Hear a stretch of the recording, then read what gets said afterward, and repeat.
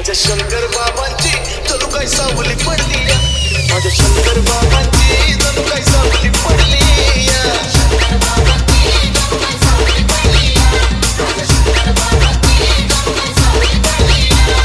मठात मठात मठात मठात मठात मठात मठात घरगवडीच्या मठात मठात मठात मठात मठात नवलाई घडली या. आमची नवलाई घडली या. अहो नवलाई घडली या. एक नवलाई घडली या. माझ्या शंकर बाबांची माझ्या शंकर बाबांची जणू काय सावली